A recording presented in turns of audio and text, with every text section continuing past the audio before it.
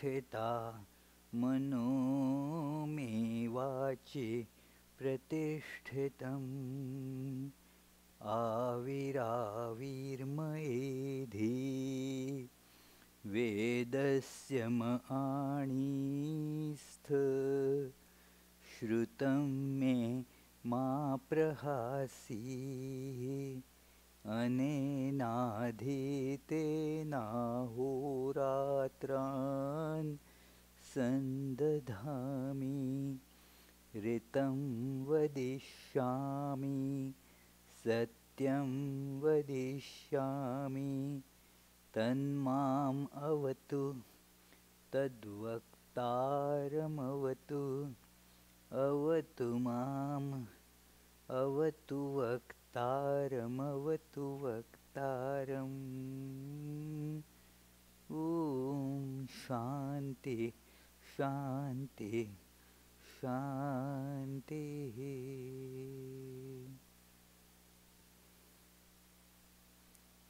Om. May my speech be firmly established in my mind. May the mind too be firmly established in my speech. O self-effulgent Lord, be revealed in my consciousness. May the truths of the scriptures shine forth in my life. May not what I learn from them ever forsake me. Let me live my life day and night according to their teachings. I shall speak what is appropriate. I shall speak the truth. May that protect me. May that protect the teacher. Om, peace, peace, peace.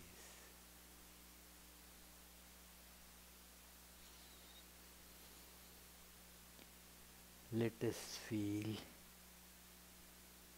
our little ego, the individuality, the identification with this changing body and mind is getting dissolved like a salt doll is getting dissolved in the infinite ocean.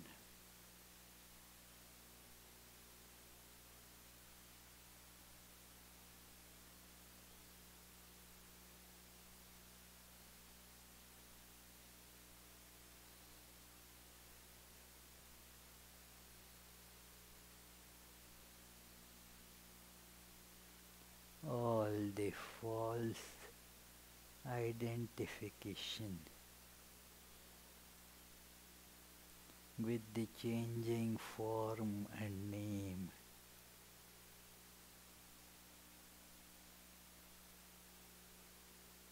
has disappeared, dissolved.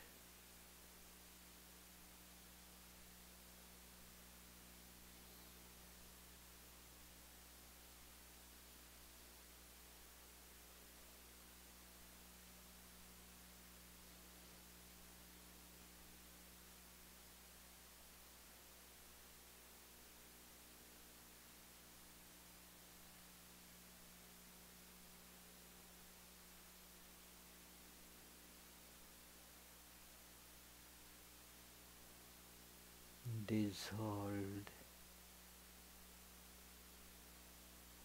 all time and space.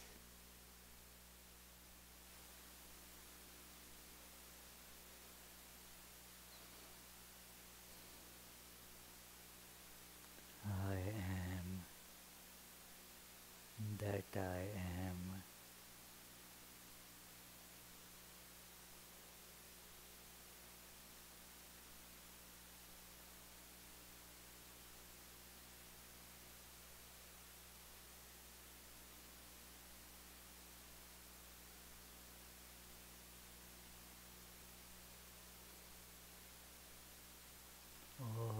desires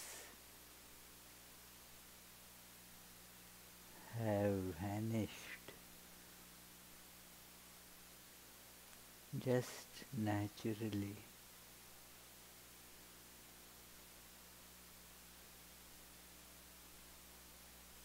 For I am that all is.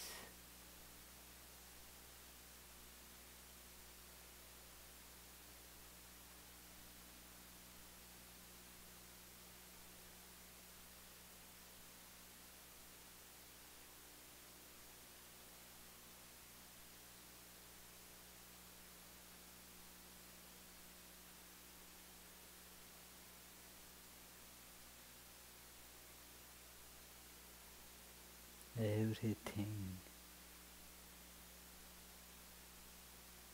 is the expression of the universal I.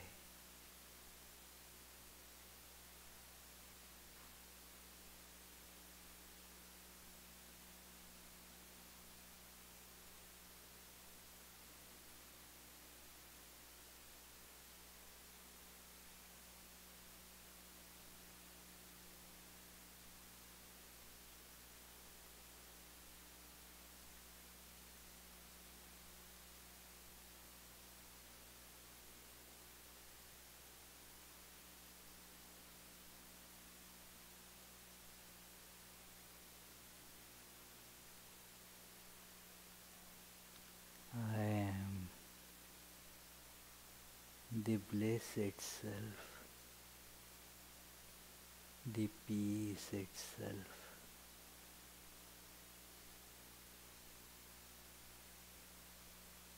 Om, peace, peace, peace.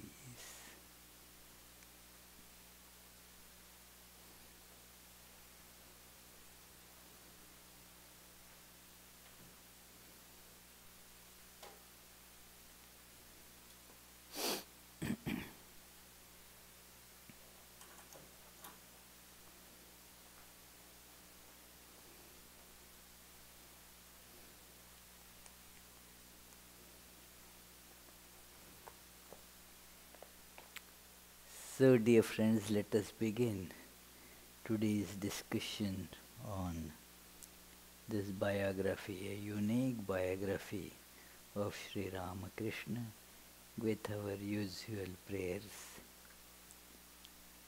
Tava kathamritam tapta jivanam kavibhiriditam kalmashapaham shravanamangalam श्रीमदाततं भुवि गृह्णन्ति ते भूरिदा जनाः.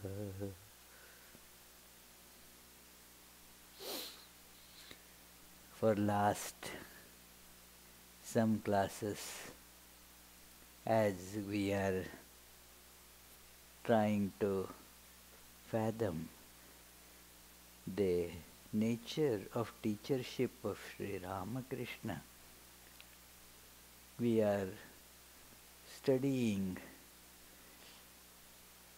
what is the meaning of this state of Sri Ramakrishna, Bhava Mukha, wherefrom that his teachership, his guru, bhava, is emanating. And this is a very difficult topic to understand, obviously, because it is impossible to feel that state with our ordinary awareness, which is glued to the perception I and the world. Somehow we can imagine that there is a state where all this identification with body just disappears. But then we don't see how that the person will be alive like us. This is a big dilemma for many and quite natural, that if I have a body, if I am holding a body, then, well, there is I and mine. There is this awareness, I am this body. And then all other limitations that come automatically along with it. I understand that there is the awareness which is beyond this, where there is no I, no mind, no world, no time and space, and no body either. But it is just impossible for us to conceive that there is a person who, like us, moves and acts through a body, and yet is not confined to it. It is very difficult to feel that the person is still in the awareness infinite, and therefore has all the finite awarenesses included in it. It is just like if, say, Charlie has $1 million, automatically it means that he has 900,000 also. Automatically means that he has $1 also. So somebody who has that infinite awareness, all little awarenesses are just parts of that which are included in it.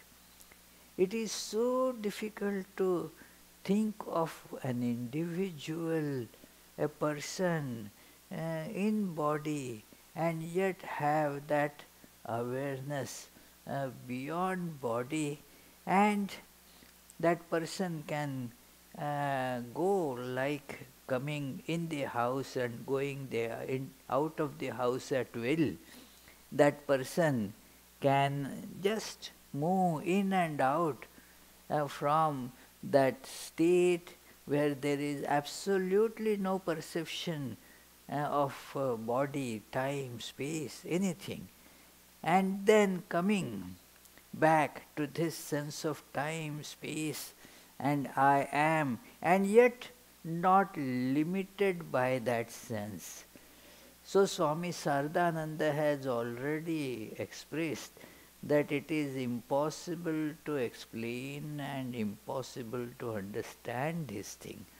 So, as one dwells deeper into meditation, gradually these things start making a little bit sense. Till then not. The contradictions still become so apparent that, well, how is this possible? This doesn't sound rational.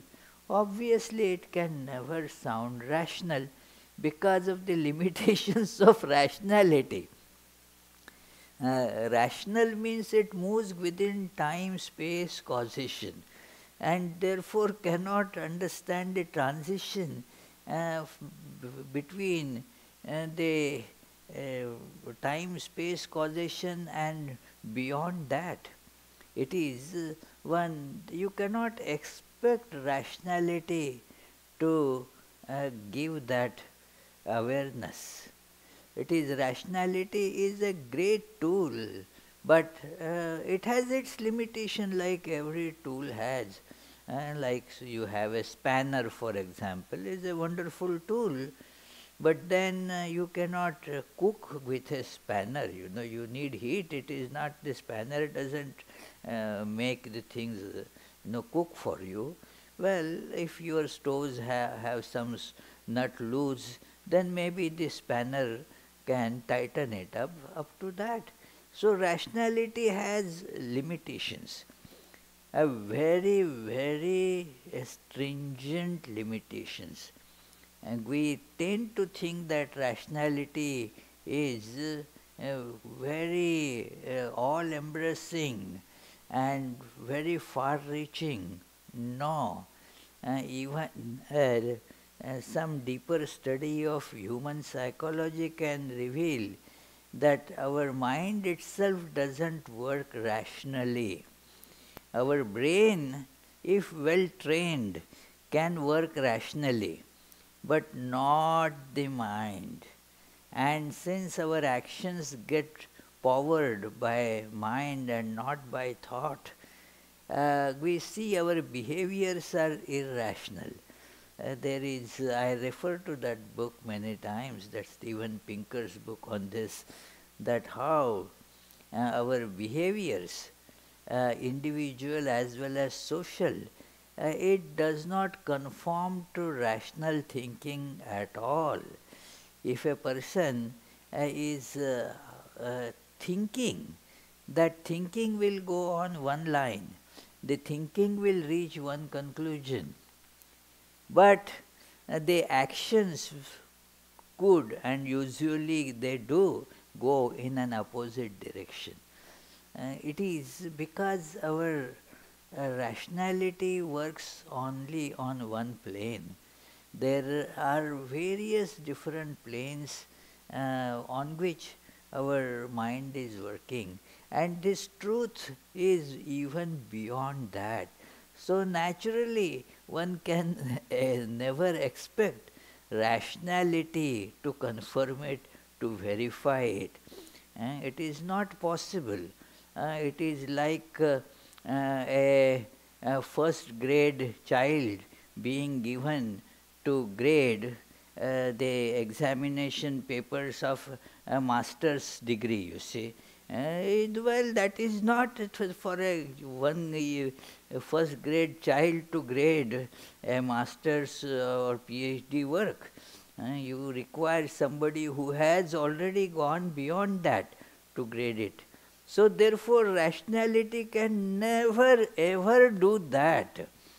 So it is obvious that our rational faculty will never be able to understand it. And so it is the description given has to be rational. Please try to bear this fact in mind. When something is being written down, it cannot be irrational. It has to conform to the norms of rationality.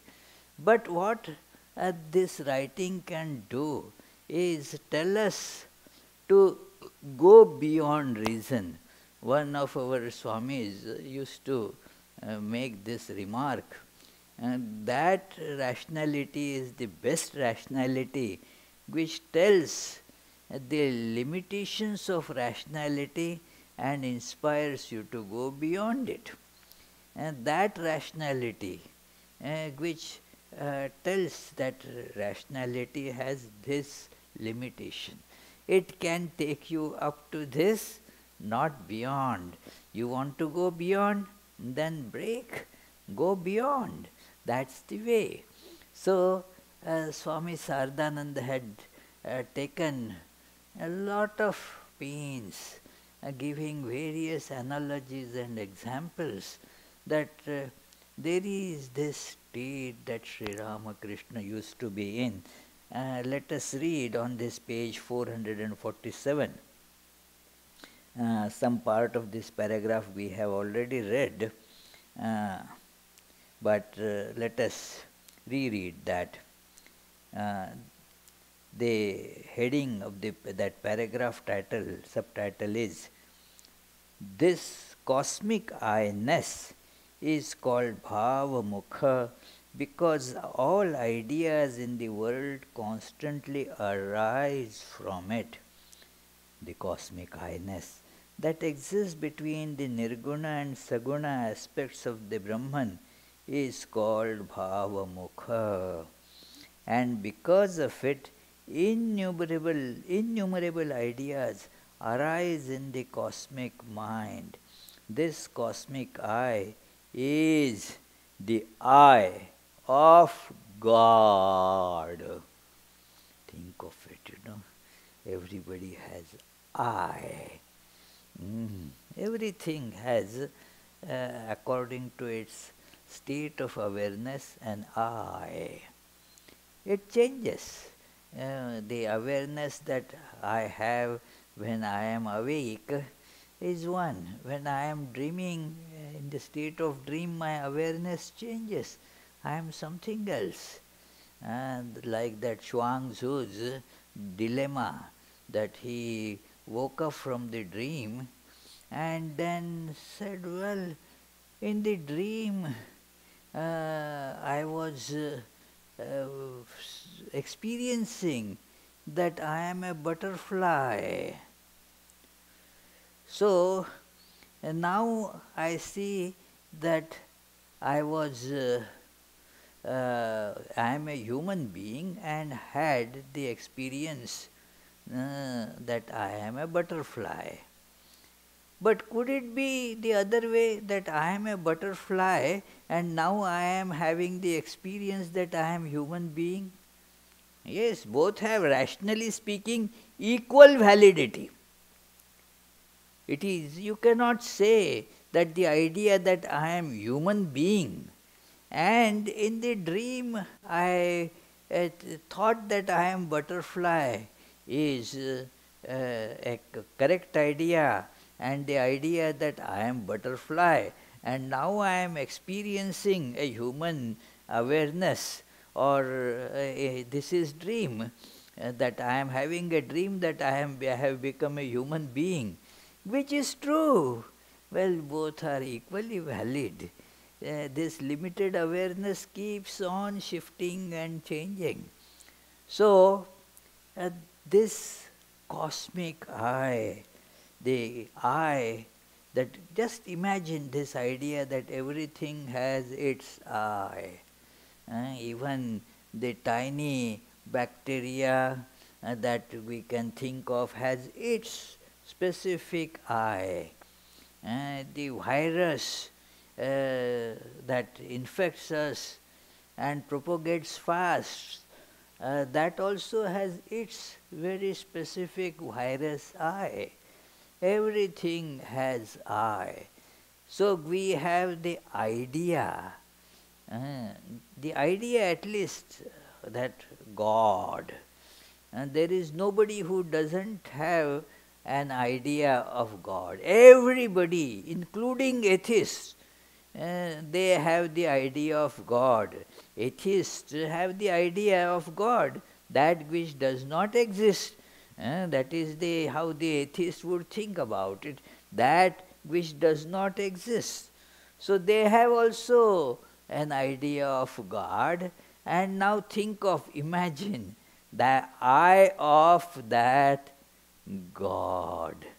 Now, I of God is this Bhavamukha. Bhavamukha is I consciousness of God. So, or the Divine Mother.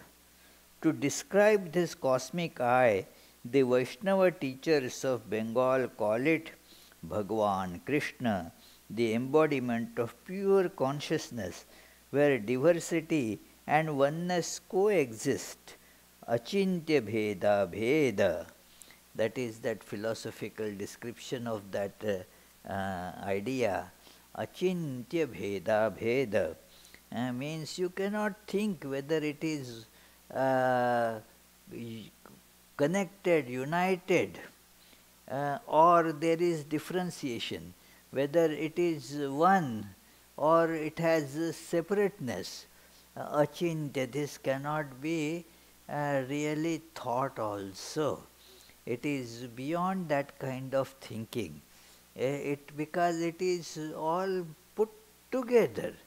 There is no such division there. So achintya. There is no conclusive assertion this way or that way. Whether it is divided or not divided, mm, well, yes and no, depends how you want to perceive it. It cannot be said yes or no. It is divided and not divided, may be divided, may not be divided. It is all kinds of possibilities are there.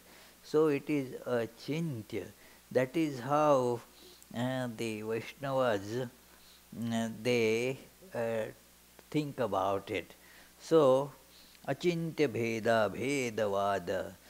It is one of the Vedantic philosophy that you cannot really put a finger on it that this is like this. Now he continues further, when the master's eye consciousness was completely dissolved, he dwelt in the nirguna aspect of the Divine Mother that is beyond the limit of cosmic eye.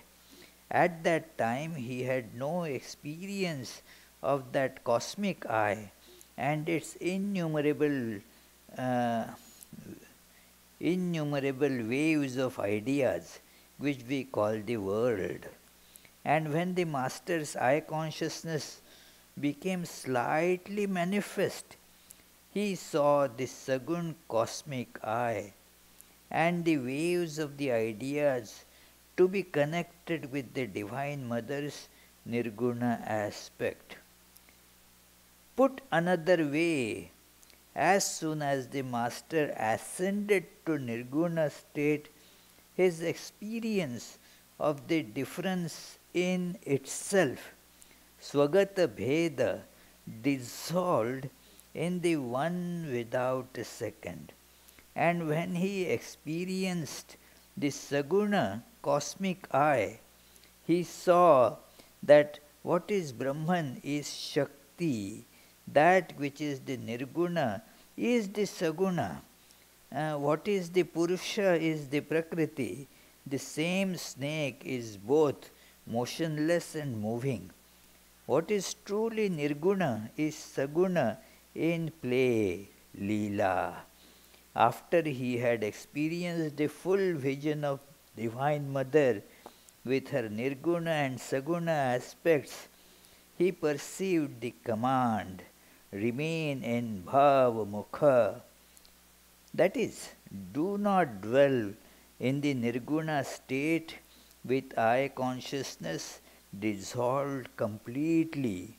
You are that cosmic eye from which all the ideas of the world continually evolve. Now that you can now that you can maintain direct awareness that God's will is your will and His action is your action, you must live in this world doing good to humanity. Really very tough thing to feel, to understand is a far cry. But when we hold on to this and meditate on these words, try to feel these words from all different sides, and we will get a little glimpse of it. And as we expand our awareness, our sadhana, our practice, we will see more and more of this. And there is no way to intellectually understand that whole stuff, because you see that when master's eye consciousness is completely dissolved, and all these are the words that are from a person who has seen all these states of Sri Ramakrishna and also heard Sri Ramakrishna's own description of all these happenings. So therefore, it is a very important idea that uh, Sri Ramakrishna's I consciousness disappears completely. And one can then see that all multiplicity also disappears. There is no body consciousness, there is no awareness of any happening. It is the awareness of what is it called here, nirguna, without any attributes. So that kind of awareness. And then Divine Mother said, well, you also have to stay in the awareness where you see this world and yet retain that cosmic sense of I. That same I is in everything. It is so difficult. Imagine, what kind of change would come in our nervous system when even a slight glimpse of this gets into that awareness. Our brain will be shattered completely.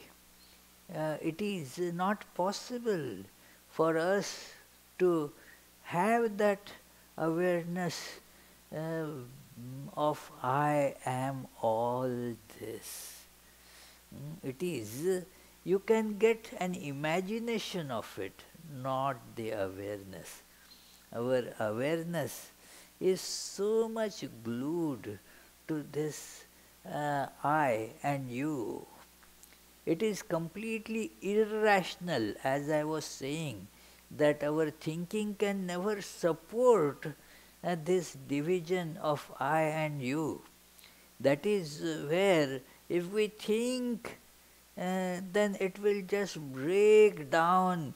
We will not be able to show where the I ends and the world begins. There is no way you can ever show that, because it is a non-existent division. How can you show that? It is, but yet holding on to this erroneous awareness, everything, as the great Shankara describes in his introductory commentary on Brahma Sutras, that holding on to this erroneous awareness, people see that I am this and this, I am this woman and this man's child, these are my siblings, this is my date of birth, my place of birth, and this is my position, and all those things.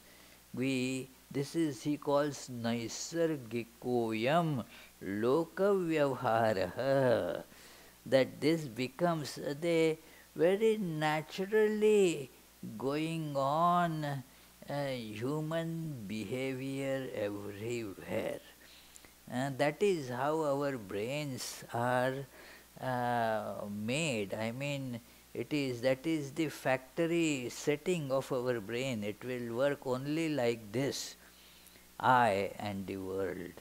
Now, when this is kind of erased, the brain will find it impossible to survive. It is, therefore, the person dies, cannot live with this awareness of truth. So it needs to, all rewiring of the brain has to be done. As we are doing sadhana, you see, if our spiritual practice is happening really, then our brain is getting all reprogrammed, rearranged, rewired. It is reversing of the brain chemistry that is happening. So, this is when it comes to that stage, no I, no world, normally there won't be any life. And by exercising our rationality enough, we can understand up to this, that yes, since my this I and world awareness uh, is the basis on which my brain works, when that is erased, the brain and so life will cease to function. There won't be life at all. But now here is the strange phenomena that the person is living, talking in our language, eating like us, and performs all actions with the relatively correct understanding that others also have. So, and it is, how is it functioning? Well, the expression is that person's I is the I now of the whole universe. So, uh, that the master ascended to the nirguna state, his experience of the difference in itself, swagata bhed, dissolved in the one without second. This is one way the scriptures try to explain it. That swagata bheda, that like there is, the tree is one, but then there is this branch and that branch, there are the flowers, there are the fruits, there is the branches, the twigs, the bark and what not, the stem, the root. So many differentiations are there. Although the tree is one, yet a flower is not same as the bark. The bark is different, flower is different, fruit is different. This is called the differentiation in that oneness. Everything that we see is one and has yet the uh, internal distinctions, like this the chair that I am sitting on or you guys are sitting on. There are the legs of the chair, there is the seat, there is the back, there is the cushion, the upholstery, whatever the frame, upholstery. So all these are the internal distinctions of the chair. So one can see that although I am the self of all these are internal distinctions within me, like this body and this body and this body, the bird and the all they are internal distinctions. Yeah, and each internal distinction has its characteristic. Ah, a rose will not smell like skunk, It is the skunk has its own characteristics. The rose has another characteristics, but both are my part. Imagine, both are my part. It is all these are divisions in me. Think of that I. We have some example to look into it, like since we are identified with body, we have that at the level of body, that the nose is also I, the eyes also are I, the teeth also are I, the tongue also is I, and therefore when these teeth bite this tongue, I do not go to break those teeth as punishment, you see. Hey, why did you then bite the tongue? It is, you should not be that doing this, you have committed a felony, and therefore you would be punished. We don't have that idea about our own teeth. Somebody else's teeth bite us, then hey, that fellow, that those teeth deserve punishment. But where there is the internal swagata bheda, it is, the things are very, very different. It is, yeah, we would say that, oh, the teeth should be, the movement should be better controlled, the teeth and the tongue, so that such accidents will not occur. So, this is the Swagata Bheda, the internal distinctions in the actual one without second whole. So, it is, I do not need to enumerate that, yes, I am going to say India. So, the teeth, the tongue, the eyes, the nose, including the nails, everything is traveling there. Is it not that it is not that unless I decide to trim my hair and cut the nails, all this is going. When I am going, all this internal division that is going there. So, it's like that internal separations in the one undivided whole. So very difficult to understand this idea at that cosmic level. It is one and yet divided like this. And that is the awareness of Sri Ramakrishna, Bhava Mukha. That imagine the awareness of the ocean, and that all waves rising and falling. I am in all that, they are all my parts and parcel. It is so also all this whole universe is I, involved in all these. The separateness is perceived, but yet along with the unity of it. It is, there is no separation that is part, inseparable part of our awareness in ignorance. I and you, they are juxtaposed.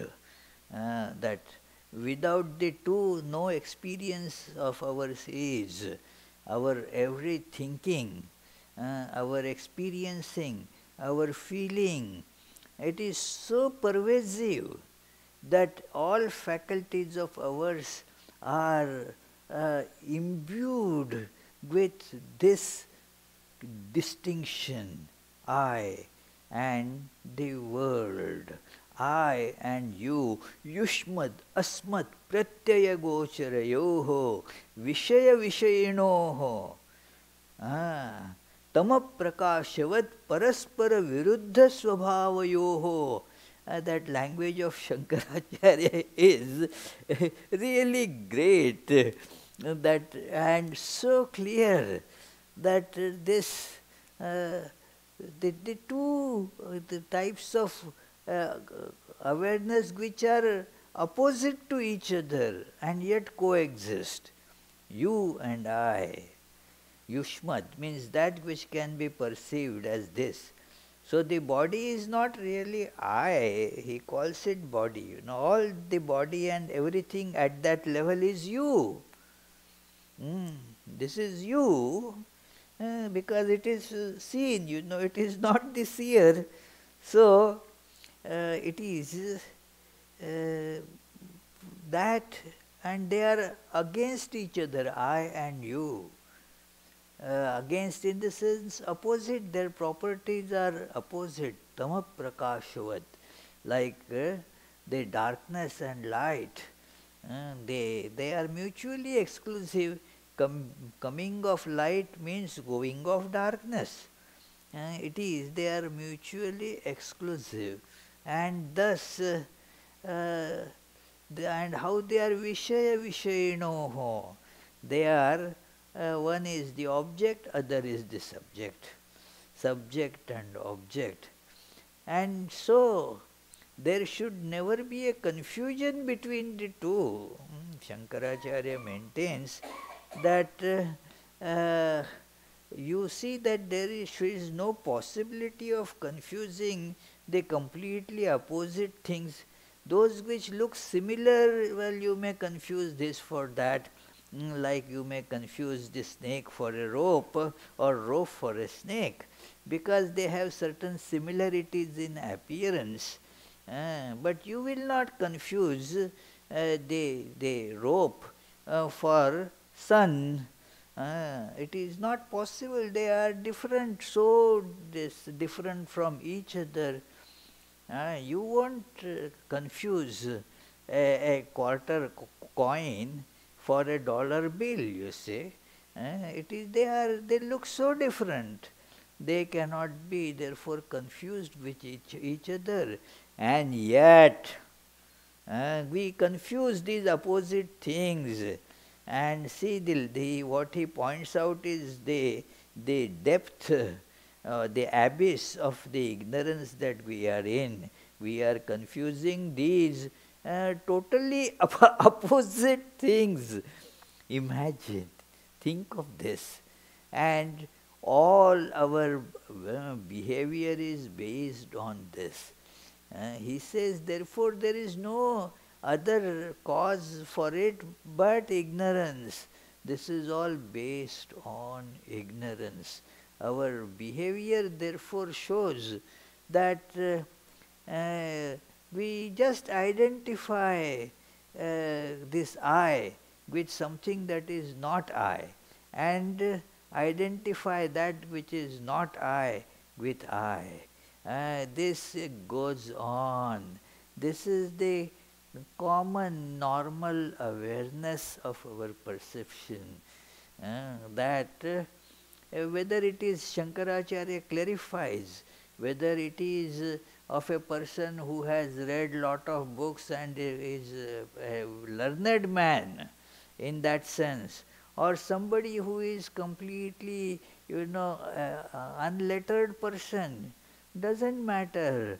Both have this same thing, that adhyas, he calls it, superimposition. I and world, I and you, they get superimposed on each other. It's a very important thing to realize this. So, in the incarnation of God, in Bhavamukha, this superimposition has disappeared. And so everything is seen as I, and the divisions are just the internal divisions.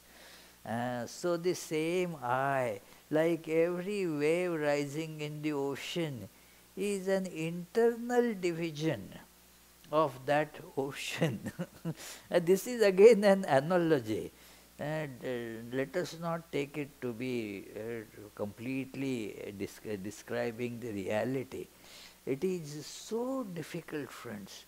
So we have to really dwell deep in meditation to fathom this. That is why that verse of Bhagavad Gita given in the beginning of this this volume is very important, where he is describing the nature of this Guru, and they title the first chapter here is therefore titled that about Bhava Mukha. What is this Bhava Mukha? That ye chaiva satvika bhava rajasas tamasascha ye matta eveti tan vidhi natu aham teshu te mai. That it is from, this is from the 7th chapter of Bhagavad Gita, that all these infinitely many varieties, having all the distinctions coming due to various combinations, permutations and combinations of sattva, rajas, tamas, all of them know that they are arising from me. Matta eva, they are from me. And natu aham teshu. But I do not get limited by that, I do not get affected by that, they do not contain me, I contain them. It is, that is, they like ocean, and no wave can have the whole ocean. It is, but every wave is in the ocean, rises from the ocean, is always in the ocean, and merges in the ocean. And so think of all these names and forms like waves. I rise, whatever this awareness of I am is. I was born on such and such date, rising, growing, and all that. Then getting into old age, the wave is kind of now coming down, merging back in the ocean. Nothing has actually really happened to the ocean. Ocean is the same. That I, which is the same. These waves, they come and go. They are not separate from ocean, and yet there is that internal division that is with them. So, and Divine Mother, as it were, tells, do not dwell in the nirguna state with I consciousness dissolved completely. You are that cosmic I from which all the ideas of the world continually evolve. Now that you can maintain direct awareness that God's will is your will and His action is your action, you must live in this world doing good to humanity. It is only with this awareness that one can really do good to humanity. Because now that I is seen in all things. Otherwise, in the name of doing good to humanity, I impose my idea on the other person. That, I must correct that fellow doesn't understand. He belongs to a different party. It is my duty, therefore, to bring that fellow on the right path. It is, or that is how in development we have to make this a developed society. It is all these that we do, and it is a better thing rather than saying that I will work for destruction of this and all that.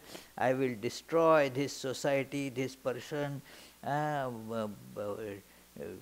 It is better to serve others than to get angry and intentionally inimical to others. But the real good, what do I know of the good that the other person will have? It is, I have an idea of doing good. I need to, get some certification of having done good.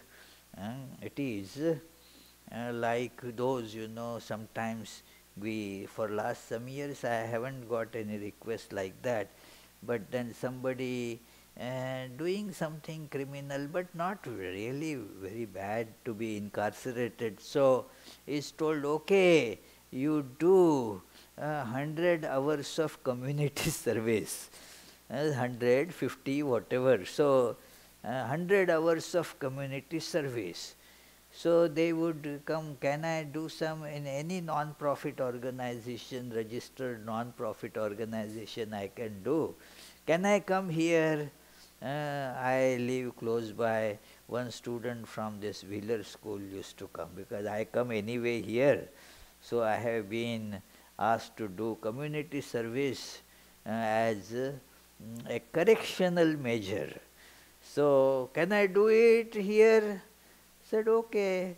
Now that person's okay, somehow to make 100 hours, so it is not really, that is not that doing good to others is, our idea is something like this, that okay, because I can't see that suffering, so it is my pain that is being removed by giving some food to that person. I don't know what is going to be good for that person, but then it is, I am feeling the pain and I am applying balm on my wound, and then I call it doing good to others. But when the same I is perceived in everyone, imagine how the things will be. That is how is Sri Ramakrishna's that awareness. That is the awareness of all incarnations of God, that they are God, and therefore their eye is that of God's eye, and that is looking, that is using all eyes to see. Sometimes, just by way of analogy, how can it be seeing through all eyes? I don't get to understand how a person can see through all eyes. Well, do you not see with two eyes? Are there two people? One sees through your left eye and another sees through your right eye. Same person. So, well, then why can that person not see through? They are also my eyes. These are all my eyes. And eagle's eyes, they are also my eyes. What's wrong? I mean, it is.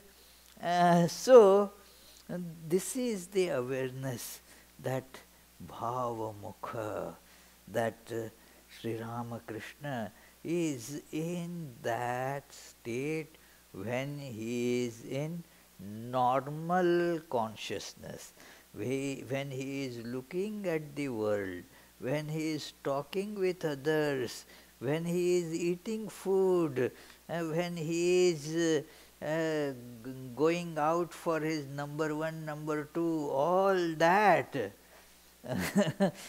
It is the awareness of Sri Ramakrishna. So just try to fathom through the deep meditation how it probably is, and as one's meditation deepens and deepens, some more glimpse of it would be coming, that's all. We shall continue this study for next Tuesday, and we will meditate, try to go deep for 30 seconds. Then if you have some comments, some questions, please feel free to bring them on the table.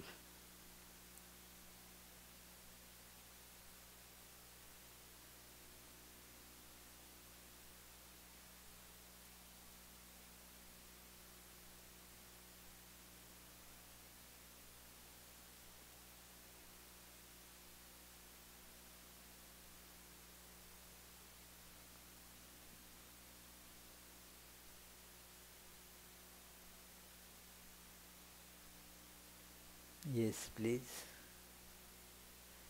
Yes, Chet.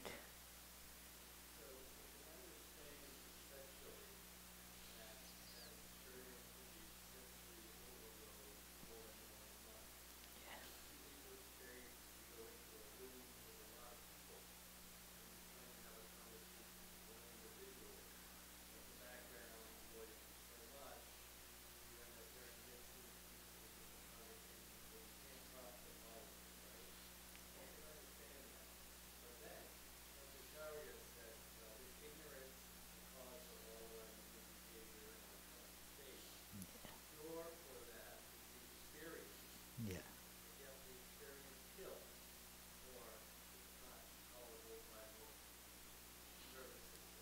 Yeah.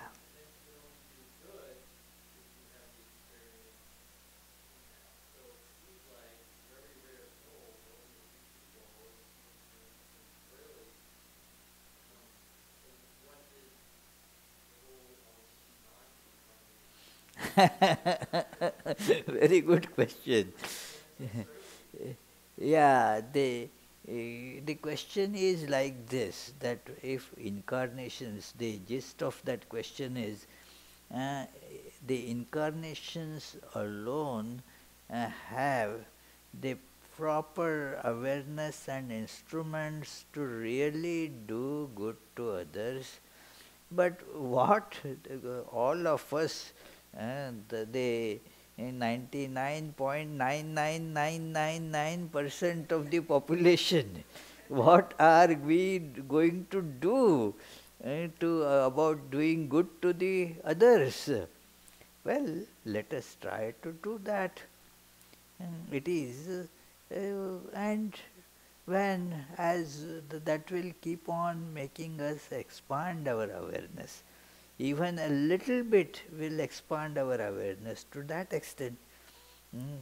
It is when I do something with very selfish intent, then I am contracting myself further. When I am trying to think of others and try to see through their eyes, then, well, I expand myself. I will be, that is the meaning of helping others, you see. Then whatever I do will be service to them. That intentional thing and the meditation of, yes, that meditation on the same divine being in everyone, that makes us go to that goal. And that is how all of us can and should conduct our life, so that it will be fulfilled by that realization.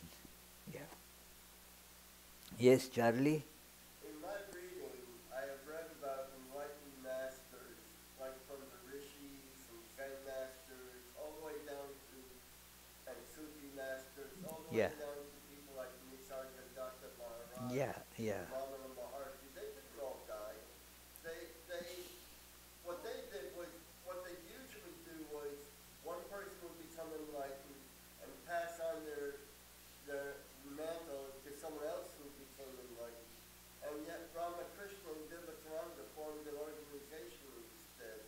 So two questions from that. One is, these people didn't die, so why are you saying you have to die when you get that? And also, wouldn't it make more sense to just pass it down from one person to another than an organization?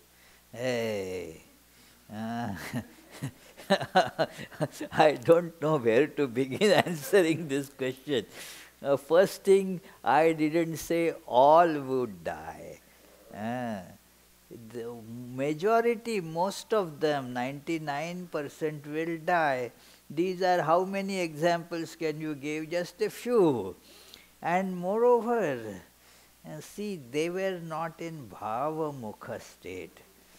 They got the truth, and then they saw that it has to be passed on. That truth changed their life, and then their whole life was just for passing it on to some. So how is that different from Baba Mukha? It is very different from Bhavamukha.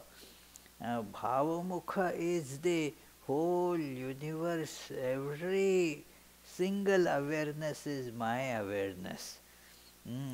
That is not there with what is called a Jivan Mukta, a free while even in the body. See, it is becoming free, and yet in the body their power is not so much. It is, they can, like it is told, that where is this the difference between all those liberated and yet alive people and the incarnation of God, that it is the incarnation of God is kind of illuminator of everything. The others, they are like the same power goes into them, but they are like that zero candle power bulb. It doesn't shed light much, but you can see that at least. So, that is the difference between the power, that how much power can come from that receptacle, that person. That is where the difference is between an incarnation and the ordinary people. Now, what is the purpose of organization? Well, organization is a very important machinery to pass this idea, this knowledge to people at various stages of spiritual awareness. This evolution is happening, but there are literally billions of stages of this evolution happening. So all of these layers of evolution can be powered through this organization. It is, that is where the organization becomes you see, the indispensable instrument. You can meet one person, and if that person is of that particular level, you can help that person to evolve. But if that person's frequency is of a different type, you may not be able to do that. But in an organization, there is the scope for thousands of people getting associated with their various, very different temperaments, very different desires, a very different kind of, intention of coming there. All that can get helped by the organization.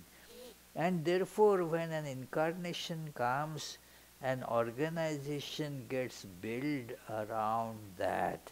That organization can become a religion in itself. It becomes so expanded worldwide. So, this is the difference, that an individual, yes, can meet a few people and then can help somebody, yeah, to raise the awareness. But with incarnation, the organization begins, because the whole, the universal awakening in every field becomes due. See, even in the field of arts, in secular learning, everywhere this illuminating impulse from the incarnation comes there. If you have a small that's battery cell, you may be able to illumine, one this thing, some bulb or someone, your cell phone can work on that fine. Mm.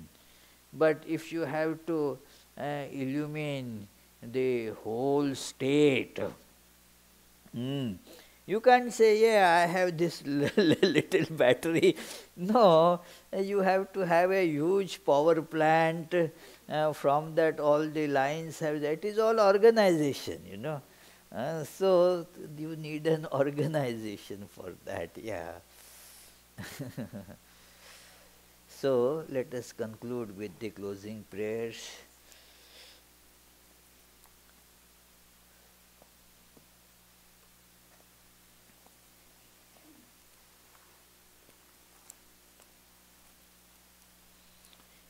May the Divine, who is Father in heaven of the Christians, Holy One of the Jewish faith, Allah of the Muslims, Buddha of the Buddhists, Tao of the Taoists, Great Spirit of the Native Americans, Ahur Mazda of the Zoroastrians, and Brahman of the Hindus, lead us from the unreal to the real, from darkness to light, from death to immortality. May the all-loving being manifest himself unto us and grant us abiding understanding and all-consuming divine love. Peace, peace, peace be unto all.